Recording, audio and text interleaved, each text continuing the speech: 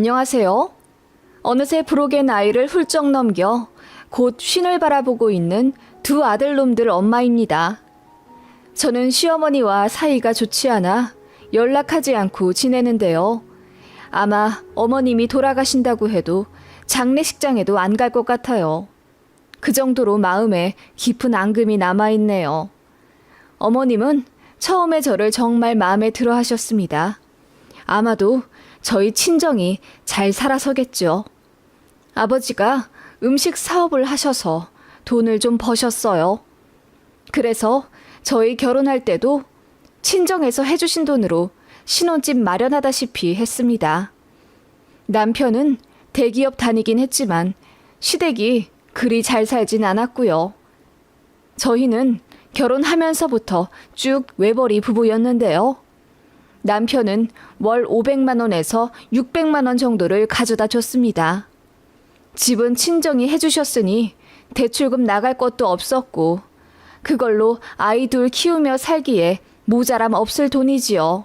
하지만 시댁에서 용돈을 굉장히 자주 그리고 많이 요구하셨어요. 애초에 홀어머니만 계셨기 때문에 남편은 총각 때도 본가에 100만 원 이상씩 꼭 보내드리곤 했었대요. 그리고 어머님 치과 치료나 가전 가구 바뀌어야 할 때 등등 항상 남편이 바꿔주었고요. 어머님 사시는 집 전세금 몰라도 남편이 대출받아 다 메꿔드렸습니다. 외아들은 아니지만 다른 형제는 사정이 별로 좋지 않아 어느 정도 경제력 있는 큰아들인 제 남편이 가장 노릇을 했어요. 그래서 모은 돈이 없었던 거고 그런 거 다 알면서도 제가 이해하고 결혼한 겁니다. 바보 같다고 생각할 순 있겠지만 사실 저는 친정이 돈 있는 거 말고는 스펙이 그렇게 좋은 편이 아니었어요. 대학도 인서울 겨우 나왔고 취업 준비를 오래 하다가 거의 반백수 상태에서 결혼을 하게 된 거고요. 반면 남편은 스카이 나와서 대기업 들어간 사람이라 양가 집안 배경 제외하면 아마 누군가는 남편이 훨씬 아깝다 할 겁니다. 지금에야 알았지만 집안에 돈이 있는 게 짱이더라고요. 하지만 그때는 취업에 욕심내다 실패하고 자존감이 많이 낮아진 상태라 저를 사랑해주는 남편이 참 고마웠어요. 결혼하고 나서도 시어머니 공과금도 저희가 다 내고 다달이 50만 원으로 금액 정해서 시댁에 매달 보내드려야 했는데 문제는 저희가 보내드린 지 2주도 안 돼요. 그 돈 다 썼다고 저에게 전화를 하세요. 애미야, 돈 좀 보내줄 수 있니? 공과금 낸다고 돈을 다 썼네. 공과금이요? 어떤 걸 말씀하세요? 지난달부터 저희가 아파트 관리비 내드리잖아요. 응? 아, 그랬지. 아니, 그거 말고 난방을 이번 달 많이 틀어서 그게 좀 나갔네. 어머님, 무슨 말씀이세요? 관리비에 난방비도 포함이에요. 응? 그러냐? 알겠다. 어머님은 그렇게 말도 안 되는 핑계와 거짓말을 하며 돈을 더 타내려 하셨네요. 한 달에 딱 50만 원으로 사람이 살긴 어렵겠지만 어머님도 연금 받으시는 게 있거든요. 그래서 솔직히 저희가 굳이 안 드려도 잘 사실 수 있어요.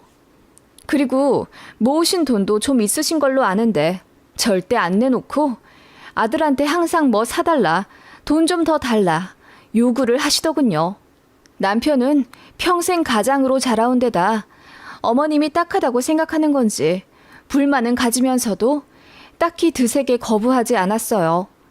아껴 쓰라며 잔소리하긴 했지만 결국 자기 엄마 못 이기고 돈 퍼다 드렸죠. 그래서 어떤 달에는 월 200만 원 이상 시댁에 드린 적도 있어요. 그때 남편이랑 많이 싸웠네요. 이걸 더 사라 마라 고민도 많이 했지만 애들한테 참 좋은 아버지였고 사실 시어머니 빼고는 남편과의 관계도 그닥 나쁘지 않았기 때문에 그냥 저냥 이해하고 살았던 것 같아요. 어머님도 돈만 들이면 솔직히 조용하셨거든요. 저한테 안부 전화 요구한 적도 없고 시댁 오라 강요도 안 하시고요. 시집살이랄 것도 거의 없었기 때문에 사람 참 일장일단이 있구나 생각하며 애써 좋은 맘 가지려 노력했네요. 그러다가 결혼 10년 차 되었을 때 남편이 거래처 사람들이랑 친하게 지내면서 그쪽 관련 사업에 관심을 가지게 됐어요. 해외 유통 관련 사업이었는데 남편이 몇 달을 고민하더라고요. 그거 하고 싶다면서요.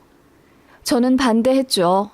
당시 경제 상황이 좋지 않아 위험한 선택이라고 생각했거든요. 그리고 남편은 대기업 다니는 사람인데다 일도 잘해서 승진도 다른 사람에 비해 월등히 빠른 편이었어요.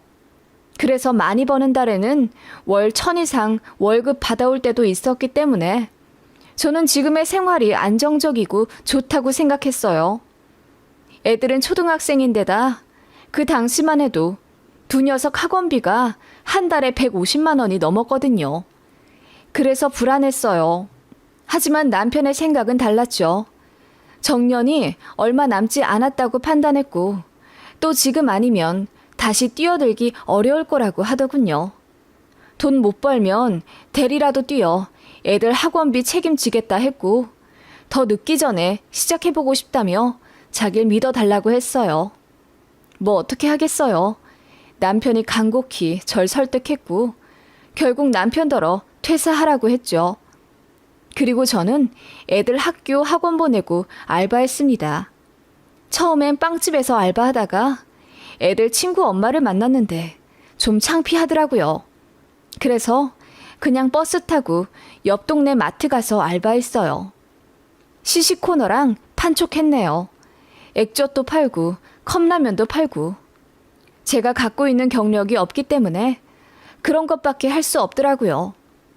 그렇게 제가 한 달에 250만 원 정도 벌어온 걸로 애들 밥해 먹이고 학원 보내고 했네요. 친정에서 저 딱하다고 도와주시려고 했지만 거절했네요. 그냥 애들 계절 바뀌면 옷이랑 신발 정도만 사주십사 부탁드렸네요. 남편은 사업 준비한다고 맨날 밖에 나가 사람들 만나고 도서관 다니며 1년 정도 준비하다가 사업을 시작했어요.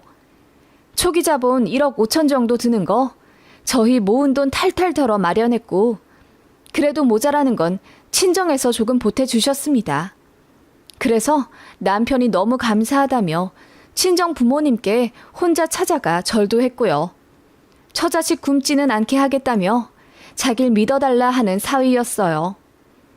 그렇게 쉬운 듯 쉽지 않게 시작한 사업이었고 초반 1년 정도는 일이 잘 안 풀려 수입도 없고 법원도 왔다 갔다 하느라 힘들었는데 1년 반쯤 되니까 입질이 오더라고요. 그러더니 본물 터지듯 일감이 생겨 남편이 엄청 바빠지게 되었어요. 그렇게 첫 해는 마이너스로 시작해 창업 3년쯤 지나 연수익 5억에 달성하더니 그 이듬해에는 무려 순수익 12억을 얻게 되었습니다. 남편이 하는 사업은 매달 통장에 돈이 차곡차곡 쌓이는 형식이 아니라 1년에 한 번 정산하듯 들어오는 금액이라 굉장히 거금이었어요. 그렇게 세금 뗄 거 다 떼어내도 10억이 넘길래 통장에 찍힌 금액을 보며 남편이랑 눈물까지 글썽였네요. 무모한 남편 만나서 고생 많이 했지. 당신 덕분이야. 너무 고마워. 이걸로 당신 명의 아파트 하나 해줄게. 정말? 고마워 여보. 새벽부터 밤 늦게까지 열심히 사업 일군 거 다 알고 있어. 당신 고생 정말 많이 했어. 나도 잘할게. 그렇게 남편은 저에게 고맙다며 제 명의 5억짜리 아파트를 하나 해줬어요. 그리고 친정 부모님께도 빌려주신 돈의 2배로 갚아드렸고 시어머니 사시는 전세 8천만 원짜리 집도 7천만 원 더 보태 아이의 매매로 사드렸습니다. 남편의 수입이 없을 때에는 제가 알바해 버는 돈과 친정에서 다달이 주시는 용돈으로 살았는데 이제는 아이들 사고 싶은 가방, 옷도 마음껏 사주고 학원도 다니고 싶다고 하는 곳으로 돈 걱정 없이 바꿔 보내줄 수 있는 여력이 되었습니다. 그렇게 남편의 사업 성공은 모두에게 행복한 길만 걷게 해줄 거라 생각했는데 어김없이 시어머니 때문에 문제가 생겼습니다. 제 남편 사업이 잘 되어가는 걸 옆에서 지켜보신 어머님은 처음엔 정말 좋아하시더라고요. 우리 아들 정말 장하다 장해. 어릴 때부터 똑똑하더니 결국 성공하는구나. 그러게요. 대기업 들어가는 것도 어려운데 결국 사업까지 해내네요. 그러자 어머님이 예전과는 다른 표정으로 저에게 그러시더군요. 너는 정말 복받은 줄 알아. 이런 남편 어디서 만나니? 예전에는 제가 남편보다 스펙은 뛰어나진 않지만 친정이 돈이 많아 신혼집도 해주셨다며 고마워하셨거든요. 그리고 남편 사업에 제 친정에서 몇천 대주신 거 알고. 우리 아들 처가 참 잘 만났다. 내가 참 멋도 없이 아들한테 손만 벌려 미안했는데 우리 아들 처복은 확실히 있는 것 같아서 마음이 놓인다. 라고 하셨거든요. 그리고 남편 사업 준비한다고 백수 기간일 때 저 혼자 알바해가며 식구들 먹여 살렸을 때 미안해서 용돈 못 받겠다 하시더니 그래도 몇십씩 찔끔찔끔 타내가신 어머님이셨어요. 그럴 때마다 고맙다, 너밖에 없다 하시더니 본인 아들 사업 잘 되며 돈도 억 단위로 벌어오니 이제 제가 눈에 가시처럼 보이시는 것 같더라고요. 제가 그렇게 느끼기 시작한 건 남편이 저한테 아파트를 하나 해줬다는 사실을 아시고 나서부터였어요. 그런데 남편이 제 명의로 아파트를 사준 건 맞지만 솔직히 부부로 있는 한 공동자금이고 만약 이혼에 갈라선다고 하더라도 제 명의 집을 남편이 가져가겠다고 하면 지분에 따라 나눌 수밖에 없는 거예요. 남편이 마음은 참 예쁘고 고마운 건 사실이지만요. 아무튼 어머님은 당신 아들이 와이프한테 5억짜리 아파트를 사주었다는 걸 아시자마자 표정이 좋지 않으셨어요. 어머님도 아들 덕에 살던 아파트를 매매로 돌려 내 집 마련하게 되신 건 맞지만 금액이 4억이나 차이가 나잖아요. 그래서 기분이 나쁘셨나 보더라고요. 그 이후로도 종종 제 남편한테 이제 이 동네는 지겨워. 다른 동네로 이사를 좀 가볼까? 나도 이제 새 집에서 좀 살아보고 싶네. 라며 넌지시 제 명의 아파트 동네 이름을 대시더군요. 남편은 지금까지도 어머님 많이 도와드렸고 사업 잘 되고 나서부터는 어머님께 한 달에 300만 원짜리 카드도 하나 건네드렸기 때문에 더 해줄 건 없다고 생각하는 사람이었어요. 남편 엄청 효자였는데 그래도 제가 옆에서 잔소리 안 하고 밀어준 것에 큰 고마움을 느끼는 사람인지 어느 순간부터는 어머님보다 저를 더 많이 챙기더라고요. 남편 덕분에 차도 외제차로 바꾸었는데 어머님이 그거 보시고 눈이 땡그레져선 차 바꿨냐? 이거 비싼 외제차 아니야? 라며 굉장히 탐탁지 않고 반갑지 않은 얼굴로 차를 살펴보시더라고요. 네, 어떻게 하다 보니 바꾸게 되었어요.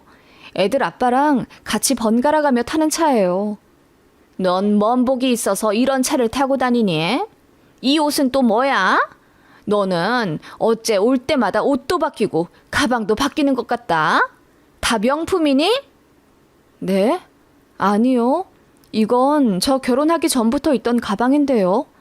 유행이 돌고 돌다 보니 요즘 이걸 많이들 들길래 저도 거의 20년 만에 들어본 거죠. 정말이니? 그나저나 말이 나와서 말인데 너 한 달에 돈 얼마나 쓰니? 저희 생활비를 말씀하시는 거예요?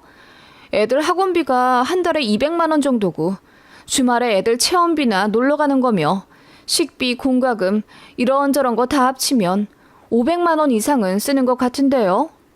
500만 원? 네 용돈도 거기 포함이니? 아니요. 애들 아빠가 따로 통장 관리해서 넣어줘요. 그 말에 어머님 표정이 싹 구겨지며 그러니까 용돈도 따로 받는다는 말이지? 얼만데?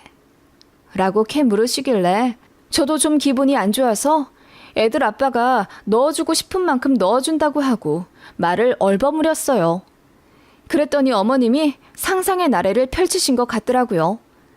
제가 한 달에 개인적으로 쓰는 돈만 거의 1,000만 원이 넘는다고 생각하시는 거죠.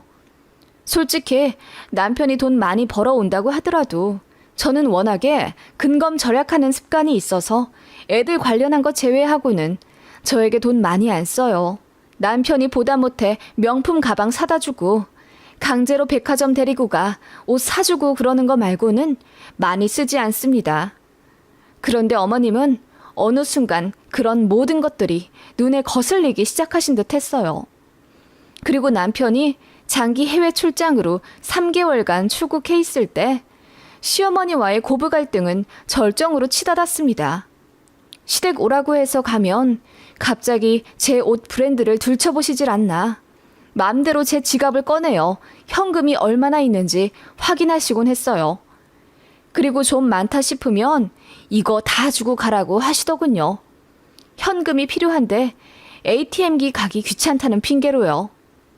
그것뿐만이 아니라 제가 입는 옷도 마음에 든다 하시며 벗어놓고 가라고 하셨어요. 넌 옷도 많잖니. 호강하며 사는데 시어머니한테 한두 개 양보하는 것쯤은 일도 아니지 뭐. 라고 하시더군요. 어머님의 그런 모습 때문에 저도 정이 떨어지기 시작한 것 같아요. 저더러 남편 잘 만났으니 감사하며 살아라. 네 남편 낳아준 건 나니까 나한테도 늘 효도하는 마음으로 섬겨라. 그런 말씀 하시더군요.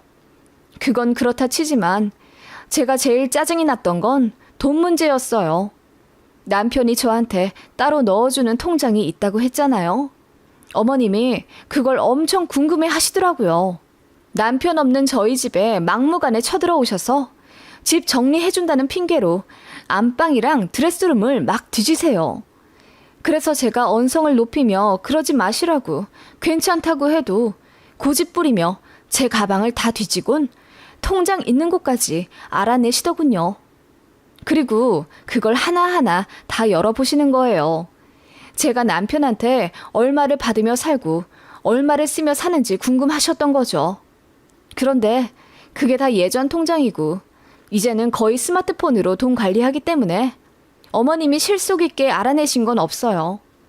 그래서 더 화가 나셨는지 아예 노골적으로 저한테 남편이 벌어다주는 돈으로 호의호식하며 산이 부럽다 하시더라고요. 그 말에 저도 화가 나더라고요. 남편이 어머님 때문에 총각 때부터 고생했고 번 돈의 대부분을 다 시댁에 갖다 바치느라 저랑 결혼할 때 얼마 들고 오지도 않았어요. 그리고 결혼하고 나서도 맨날 다른 사람들 이상으로 시댁에 돈 더 드려야 했고요. 어머님 본인부터가 아들한테 기생하며 살았으면서 이제는 제가 남편 돈 축내며 사는 여자로 보이시는 거죠. 그래서 싸웠습니다. 어머님이 그렇게 말씀하실 입장 안 되죠. 어머님이야말로 아들한테 기대고 사셨으면서 어떻게 그러세요? 저 쓸 만큼 쓸 자격 됩니다. 뭐라고? 보자 하니까 이제 시애미한테 눈 똑바로 뜨고 덤비네. 너 나 아니었으면 네 남편 만나 이렇게 호강하고 살겠니? 어머님이 잘 모르시는 것 같은데 그 사람 저 아니었으면 사업 성공하지도 못했을 거예요. 아시잖아요. 저희 친정도 돈 대주고 저도 알바하며 뒤치다꺼리하고 살았던 거. 그래, 너 잘나고 네 친정 잘났다. 대학도 변변 차는데 나와 밥벌이도 제대로 못하고 사는 거 걷어줬더니만 친정에서 돈 좀 해줬다고 잘난 척이네. 네가 아무리 그래도 우리 아들보다 못한 건 사실이야. 고맙게 생각해야지. 우리 아들이 버는 돈 네가 무슨 자격으로 당당하겠어? 시모가 그렇게 독서를 내뿜으며 제게 상처를 주더라고요. 제가 너무 놀라 할 말조차 잊어버리게 되더라고요. 어머님, 정말 왜 이러세요? 제가 무슨 잘못을 했다고요? 넌 순서부터 틀려 먹었어. 네 남편이 너한테 아파트 해준다고 했을 때 괜찮아요. 시어머니부터 해드리세요. 라고 해야 했다. 그리고 네가 뭘 그렇게 잘했다고 아파트를 받아? 어머님도 아파트 받으셨잖아요. 나는 구축이고 너는 신축이잖니? 정말 어이가 없더군요. 어머님은 그렇게 아파트에 꽂혀서 저를 마구 비난하기 시작하셨어요. 그렇게 한순간에 아니 서서히 틀어진 고부관계였고 시어머니 때문에 너무 스트레스 받아서 몸도 상해 가더라고요. 그렇게 제 남편이 해외 가 있는 동안 방패가 없다는 걸 알고는 시모가 수시로 집에 찾아와 난리를 쳤어요. 그래서 아예 애들이랑 짐 싸갖고 나오기도 했습니다. 사태가 심각해지자 남편이 긴급하게 입국했고 삼자 대면을 했어요. 남편이 어머님한테 제발 적당히 좀 하시라. 이러다 자기 이혼당한다며 우는 소리를 하자 어머님이 그럼 이혼을 해. 너 밥 해줄 사람 없어 그러니? 차라리 가정부를 들이는 게 훨씬 이득이겠다. 네 와이프한테 들어가는 돈보다 그게 낫지. 어머님, 정말 너무하시네요. 제가 뭘 얼마나 쓴다고 그러세요. 제가 말했잖아요. 저 사치 부리는 사람 아니라고요. 사치를 안 부리는데 어떻게 옷이 매번 바뀌니? 친정에 돈도 드리지 이제? 드리면 어때서요? 그간 어머님한테 들어간 돈보다 적어요. 뭐라고? 너 말 다 했냐? 그렇게 어머님이 제 머리채를 잡다시피 하며 화를 내시더군요. 그러더니 저더러 이혼하라고 하셨어요. 그래서 제가 말했죠. 누구 좋으라고요? 절대 안 해요, 이혼! 그러자 시어머니가 눈을 동그랗게 뜨며 입을 벌리시더군요. 어머님이 그러시면 제가 기겁하고 도망갈 줄 아셨죠? 천만에요. 이 사람 옆에 꼭 붙어서 돈 펑펑 쓰고 다닐 건데요. 그게 제일 무서우시죠? 아예 어머님한테 땡전 한 푼 안 가게 그 돈까지 홀랑 써서 제가 독식할 거예요. 라고 했더니 어머님이 인연 미쳤네 미쳤어 라고 하시더군요. 전 그렇게 소리를 고래고래 지르며 이혼 절대 안 한다고 했습니다. 이혼하면 어머님만 좋을 테니 그 꼴 보기 싫어서라도 당신 아들이랑 안 이어질 거라고 했어요. 네, 저 어머님 아들 덕분에 호강해요. 맨날 비싼 거 먹고 비싼 옷 입고 외제차 끌고 다니니 아주 행복하네요. 앞으로도 돈 펑펑 쓰며 살 거고 아파트도 제 이름으로 몇 채 더 타낼 거예요. 됐죠? 라고 했더니 어머님이 갑자기 혈압이 오른다면서 쓰러지시려고 하더라고요. 그런데 혈압은 개뿔. 너무나 건강하신 어머님이라 혈색부터 정상이더군요. 그렇게 남편도 어머님의 만행에 기가 질려 제발 그만 좀 하시라 소리를 버럭 질렀습니다. 제가 본 것 중에 가장 이성 잃은 모습이었어요. 어머님도 그런 아들한테 서운하다며 펑펑 우시고 결국 고부 갈등에서 부모 자식 간 싸움으로 옮겨 붙더군요. 저는 남편한테 사과 못하겠다고 했습니다. 남편도 알더라고요. 그래서 그냥 이대로 왕래 안 하고 지내자고 했고요. 그게 벌써 몇 년 전 일이네요. 남편의 사업은 승승장구할 줄 알았는데 연 30억 번 게 최고 절정이었고 그 이후로는 잘 안 돼요. 그냥 접었어요. 안타깝지만 그렇게 되었네요. 그래도 벌어놓은 게 많으니 그걸로 일단 먹고 살고 있고요. 제 이름으로 산 아파트가 가격이 훌쩍 뛰어 최고점에 팔았어요. 그래서 불안하진 않아요. 그리고 지금 아들들 대학 입시 준비시키느라 저희 부부 참 바빠요. 큰아들이 재수하거든요. 시어머니와의 갈등 이후로 부부 사이까지 안 좋아졌을 거라고 예상하신다면 오산입니다. 남편이 제 마음 잘 이해해줘서 싸우진 않았고요. 오히려 더 돈독해지는 계기가 되었네요. 본인이 가장 힘들 때 제가 곁에서 도와주었다는 사실을 잊지 않는 남편이라 언제나 저를 지켜준다고 했었거든요. 남편 사업 접으면서 어머님 용돈은 최소로 드리고 있어요. 더 달라고 해도 남편이 절대 안 드립니다. 우리 애들 돈 들어갈 때 많으니까요. 제가 눈에 불을 켜고 감시하고 있습니다. 남편도 자기 엄마가 객관적으로도 심하다는 걸 깨달았는지 좀 현타 온 것 같더라고요. 그러게 왜 며느리한테 함부로 하셨을까요? 결국 본인한테만 손해인 것을. 지금쯤 땅을 치고 후회할지도요. 상황이란 건 언제나 바뀔 수도 있는 건데 어머님이 지나치게 경솔하셨죠. 그런 어머님을 보며 저는 그런 노인이 되지 말아야겠다는 생각이 들어요.